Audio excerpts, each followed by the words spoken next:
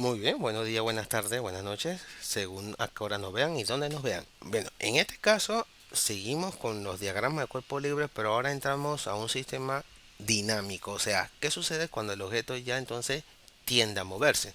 Claro, ojo, primero, lógicamente, el mismo problema me tiene que decir que el sistema está dinámico, ¿sí? Porque todavía, como no estamos enfrentando la fuerza de fricciones que hay en todo el movimiento, ¿sí? Como no lo estamos tomando en cuenta todavía, entonces el mismo problema me tiene que decir, hey, ese objeto se está moviendo a velocidad constante o ese objeto se está moviendo, ¿sí? Con aceleración constante. Muy bien, entonces nosotros vamos a asumir eso, ¿sí? Que los objetos van a estar moviéndose. Muy bien, si yo tengo un objeto, mira, que está siendo empujado, digamos este bloque, está siendo empujado por la persona número uno, ¿sí? Por eso que tiene fuerza uno, y está siendo alado, ¿sí? Por una persona número 2. Entonces yo digo, bueno, este bloque entonces va a tender a moverse.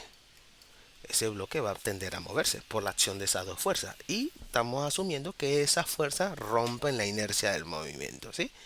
Entonces, si él se está moviendo, gracias a la acción de estas dos fuerzas, ¿cómo me queda el diagrama de cuerpo libre?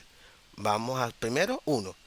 Si nosotros asumimos que el objeto se está moviendo a velocidad constante, entonces voy a tener un diagrama de cuerpo libre aplicado a la primera ley de Newton. Si el objeto se mueve con aceleración constante, entonces voy a aplicar la segunda ley de Newton. Si el objeto no se mueve, entonces sería un sistema estático. Y no se debe mover es porque debe haber una fuerza que se oponga al movimiento o a las fuerzas aplicadas en este caso por la persona uno y por la persona 2.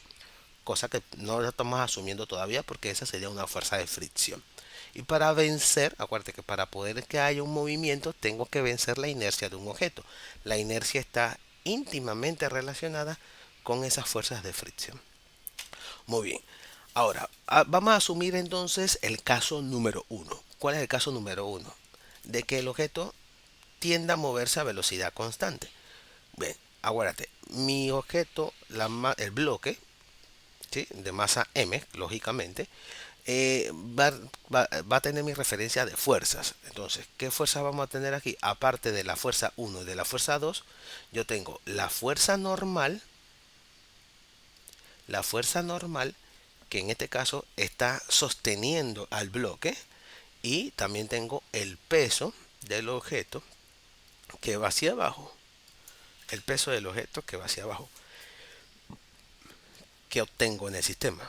Bueno, en el sistema yo obtengo entonces para un diagrama de cuerpo libre del caso uno, ¿sí? Y lo voy a poner aquí.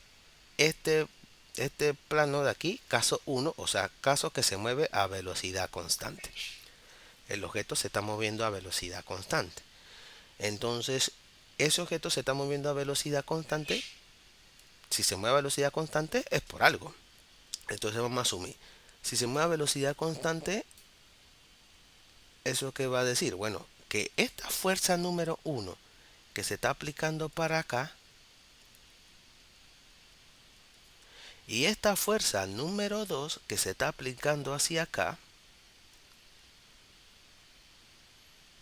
esta fuerza 2 con 37 y esta fuerza número uno a 30 grados, acuérdense que no es donde aparece la fuerza, sino para donde apunta. Se está moviendo para allá. Para que se mueva a velocidad constante, tiene que existir una fuerza que se oponga al movimiento. Debería existir una fuerza 3 que se oponga al movimiento. ¿Sí? Como no existe esa fuerza 3, al menos que me la pregunten, como no existen, yo le tendría que preguntar, ¿qué fuerza 3 se debe aplicar sobre el bloque para que él ya no se mueva o se mueva a velocidad constante? O sea, se mantenga, ¿sí? Se mantenga inerte, ¿sí? Porque acuérdate, velocidad constante o velocidad igual a cero significa que el sistema está inerte. Inerte, acuérdate que puede ser que no se esté moviendo O sea, con un sistema estático o que se mueva a velocidad constante, que sea un sistema cinético pero a velocidad constante. Muy bien. Como esto no existe, si el problema no me lo menciona, al menos que me lo pregunten, entonces esto es lo que va a suceder. Si, o sea, si a mí me preguntaran cuál es la fuerza 3 para que él o sea, se mueva a velocidad constante, entonces yo digo, ah, bueno, significa que, claro, aparte de la fuerza normal que apunta hacia arriba y aparte de W que apunta hacia abajo, yo tendría que descomponer las fuerzas. Esas fuerzas que se descomponen en una fuerza 2 en X, una fuerza 2 en Y, una fuerza 1 en X y una fuerza 1 en Y, ¿sí? Como puedes ver, están en el primer y cuarto cuadrante, esa descomposición de la fuerza. Entonces digo, bueno, la sumatoria de las fuerzas en X tienen que ser igual a cero. Y en este caso sería la fuerza 2 en X más la fuerza 1 en X menos la supuesta fuerza 3 que debe existir, que eso es lo que yo debo ubicar. Mientras que la sumatoria de las fuerzas en Y, como no hay movimiento, entonces me va a quedar la fuerza 2 hacia arriba en Y más la fuerza normal que también va hacia arriba menos la fuerza 1 en Y que va hacia abajo menos W. Entonces aquí me van a quedar mis dos sistemas de fuerza según mi diagrama de cuerpo libre. Muy bien.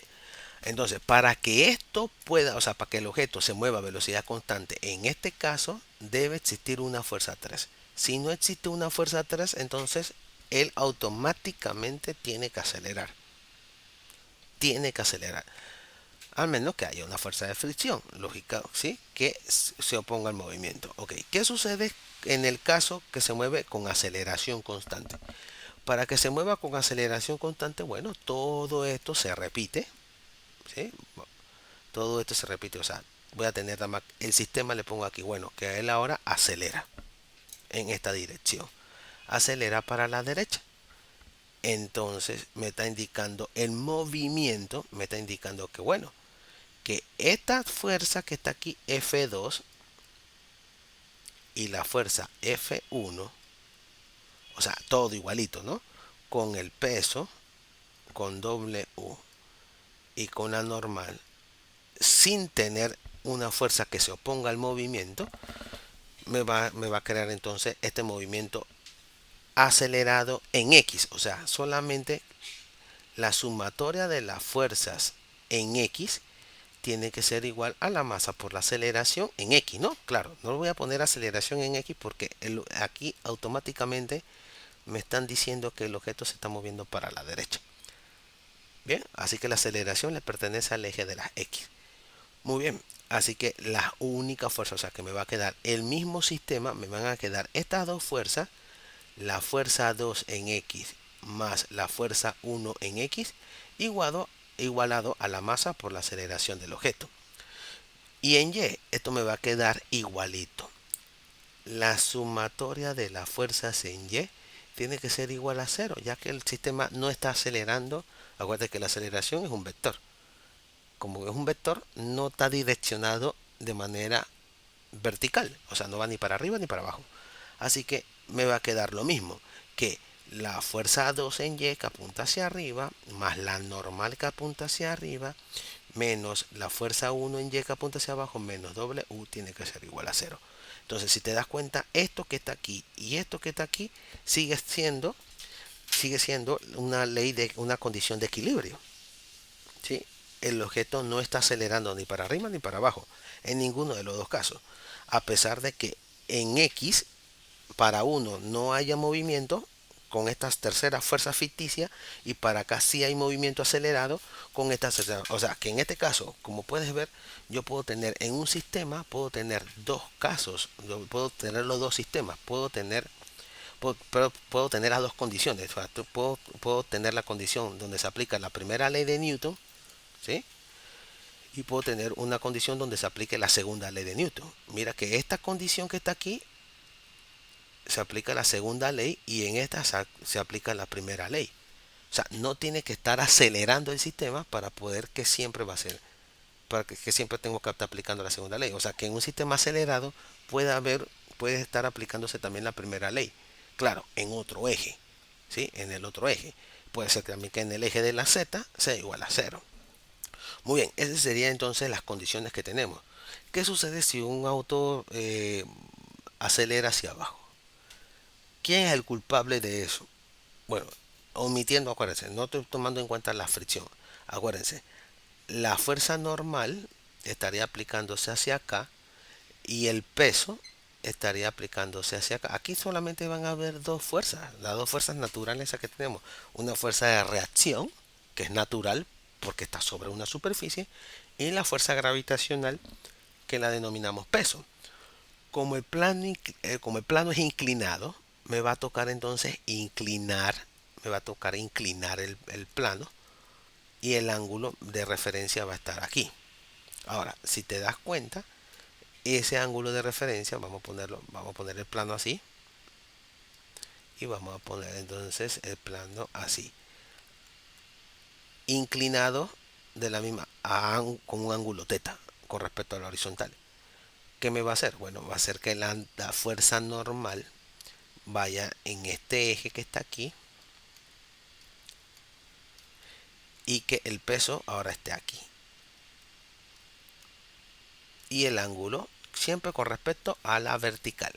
Muy bien, ahí tenemos entonces cuáles son las componentes. Bueno, el peso en X es el que me está teniendo esto y el peso en Y está aquí. Como no hay una fuerza que se oponga al movimiento, acuérdate que mi movimiento es acelerado. ¿Para dónde acelera el movimiento? ¿Para dónde se está moviendo el objeto? Está acelerando hacia abajo. Tiene que acelerar porque no hay una fuerza que se oponga. Para que el objeto se mueva a velocidad constante, debe haber una fuerza que se oponga al movimiento. Para que él baje a velocidad constante o se quede estático, tiene que haber una fuerza que apunte en sentido contrario.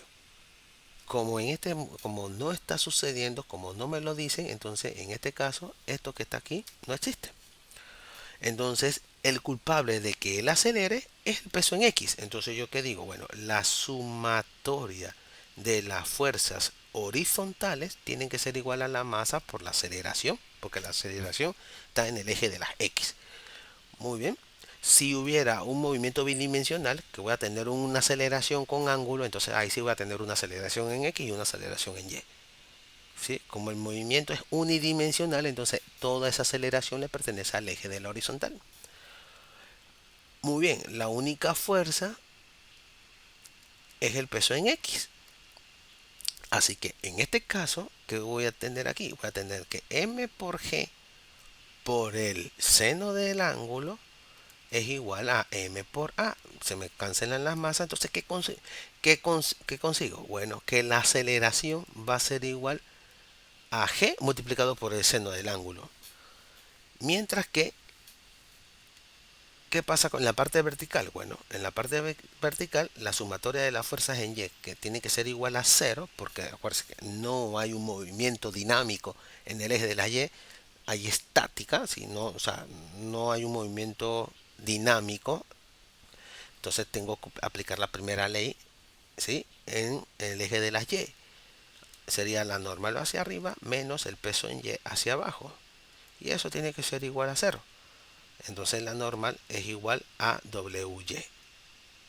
Eso no ha cambiado. Muy bien. ¿Qué sucede si yo tengo un movimientos verticales? Vamos a achicar esto aquí. ¿Qué sucede si yo tengo un movimiento vertical hacia arriba y yo tengo un movimiento vertical hacia abajo? Mira lo que me indica la figura. La figura me dice, bueno, si el sistema acelera hacia arriba, el pescado me va a marcar un peso mayor. Pero si el objeto se está moviendo hacia abajo, el pescado me va a marcar un peso menor. ¿Por qué? Porque acuérdate que en este caso lo que está marcando la balanza es el valor de t. Entonces, si está estático, me va a marcar algo igual al peso. Pero si está dinámico el sistema, si está en movimiento acelerado, si está en movimiento acelerado, significa que me va a afectar. Muy bien. Si estamos a velocidad constante, no me va a afectar. La tensión va a ser igual al peso. Pero si está en movimiento acelerado, entonces sí me va a afectar. O sea, que en este caso yo voy a tener dos sistemas. Voy a tener un sistema de referencia cuando el objeto acelera hacia arriba y voy a tener un sistema de referencia cuando el sistema acelera hacia abajo. Muy bien. Como es a favor, o sea, las fuerzas que vayan a favor del movimiento, ¿sí? Basado en la segunda ley de Newton, entonces todas esas fuerzas van a ser positivas porque van a favor del movimiento. Y las fuerzas que van en contra del movimiento van a ser negativas. Mientras que mi sistema de referencia cambia porque ahora mi sistema acelerado va hacia abajo. O sea, en este caso, ¿qué significa? Que las fuerzas que estén aplicadas hacia arriba, que en este caso sería la tensión y el peso, que no cambian, en los dos sistemas de referencia van a tener, vamos a poner tensión y peso, van a ser iguales. ¿Cuál es la única referencia? ¿Cuál es la única diferencia? Bueno, que aquí la sumatoria de las fuerzas en Y, que tiene que ser igual a la masa por la aceleración del objeto, entonces me va a quedar tensión menos W igual a M por A. ¿Qué va a quedar? Que la tensión va a ser igual a M por A más M por G. Si factorizo las masas, me va a quedar que lo que acelere el sistema hay que sumárselo a G. Por eso que la tensión me marca mucho mayor. Pero acá la sumatoria de las fuerzas en Y, que es igual a M por A, igualmente, acá sería W menos T, es igual a M por A. Entonces, ¿qué me va a quedar? Que M por G, T lo paso para la derecha, me va a quedar menos MA aquí y T, para que quede T positivo, que me va a quedar factorizando las masas, que G menos A me va a dar entonces la tensión. Entonces, ¿qué significa? Que la tensión va a ser mucho menor porque o sea, lo que esté acelerando hacia abajo se lo tengo que restar a G. Por eso que me marca menor tensión. Entonces, por eso que el mismo pescado, si estoy subiendo me va a marcar más pesado. Y si está bajando me va a marcar menos pesado. ¿Sí? Entonces, por ejemplo, si tuviera en equilibrio, la tensión tiene que ser igual a M por G.